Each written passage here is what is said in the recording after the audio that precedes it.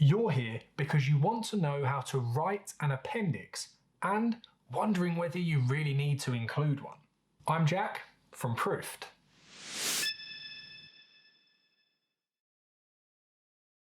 This video will define appendix, explain when and why to use one, break down the key components of an appendix, and lay out the formatting fundamentals for the appendix in your work.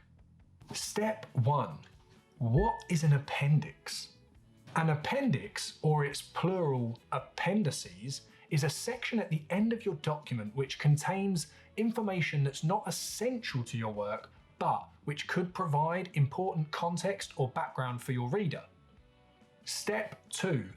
When and why do you use an appendix? Appendices are often neglected. This is because they tend to be optional on most assignments, so it might seem easier not to add extra work when producing your essay.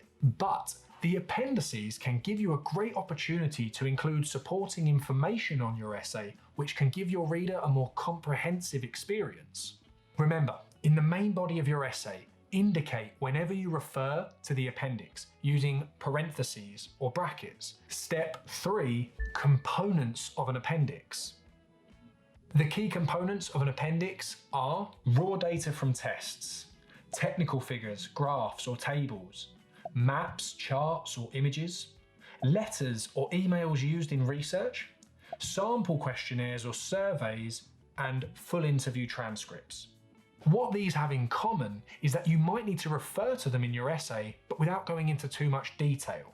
For example, you might summarize the results of a test in the results section of your dissertation, and then include the full data in the appendix to ensure clarity. Step 4. Formatting fundamentals. Exactly how to format appendices can vary between universities, so always consult your style guide. In general though, appendices should appear in the table of contents at the end of your document, usually after the reference list. Be divided into sections depending on topic. Have each appendix start on a new page. Be labelled with a letter or number along with a title clarifying the content.